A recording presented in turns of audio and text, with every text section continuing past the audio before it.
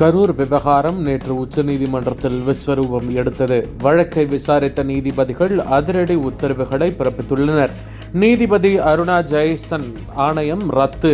அனைத்து ஆவணங்களையும் தமிழக காவல்துறை உடனடியாக சிபிஐ வசம் ஒப்படைக்க வேண்டும். சிபிஐ விசாரணைக்கு மாநில அரசு முழு ஒத்துழைப்பும் அளிக்க வேண்டும். ஓய்வு பெற்ற உச்சநீதிமன்ற நீதிபதி அஜய் ரஸ்தோகி தலைமையில் 2 ஜட்ஜ்கள் கொண்ட குழு அமைக்கப்படும். கரூர் சம்பவம் தொடர்பான அனைத்து விவகாரங்களையும் இந்த குழு விசாரிக்கும். இந்த குழுவிற்கு ஒத்துழைப்பை நல்க தமிழக அரசு ஒரு அதிகாரியை நியமிக்க வேண்டும். விசாரணையின் முன்னேற்றத்தை சிபிஐ அதிகாரிகள் மாதந்தோறும் நீதிபதி குழுவிடம் சமர்ப்பிக்க வேண்டும். விசாரணையை விரைந்து முடிக்க வேண்டும் என்றும் உச்சநீதிமன்றம் அதிரடி உத்தரவுகளை பிறப்பித்துள்ளது. கடந்த 2023ஆம் ஆண்டு தமிழக பாஜக முன்னாள் மாநில தலைவர் அண்ணாமலை டிஎம்கே ஃபைல்ஸ் என்ற பெயரில் அக்கட்சி நிர்வாகிகளின் சொத்து பட்டியலை வெளியிட்டார். பின்னர் தனது நற்பெயருக்கு தீங்கு விளைவிக்கும் வகையில் அண்ணாமலை பேசியதாக டிஆர் பாலு வழக்கு தொடர்ந்தார். இந்த அவதூறு வழக்கில் சைதாப்பேட்டை நீதிமன்றத்தில் ஆஜரான பின் நிருபர்களிடம் பேசிய தமிழக பாஜகவின் முன்னாள் மாநில தலைவர் அண்ணாமலை, டிஆர் பாலு அரசியலுக்கு வந்ததிலிருந்து அவரது 40 ஆண்டு அரசியல் வரலாற்றை கோர்ட்டு மூலம் மக்கள் முன் வைக்க உள்ளோம் என தெரிவித்துள்ளார். தமிழக சட்டசபை கூட்டத்தொடர் இன்று முதல் அக்டோபர் 17ஆம் தேதி வரை 4 நாட்கள் நடைபெறும் என சட்டப்பேரவை சபாநாயகர் அப்பாவு அறிவித்துள்ளார்.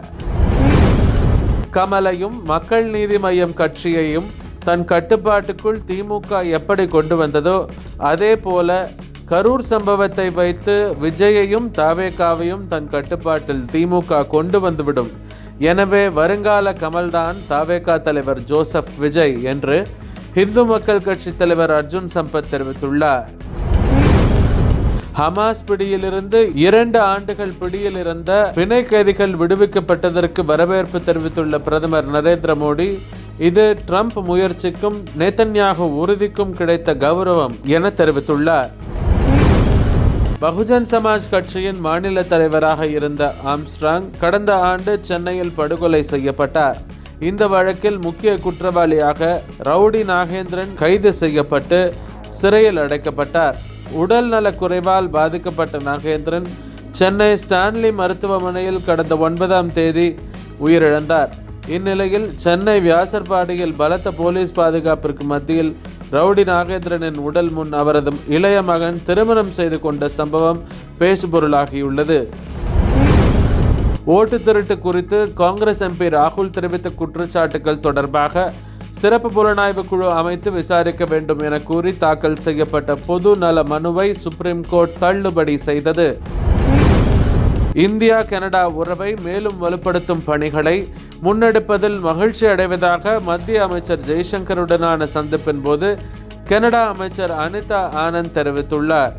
இதனைத் தொடர்ந்து அவர் பிரதமர் நரேந்திர மோடியை சந்தித்து பேசினார்.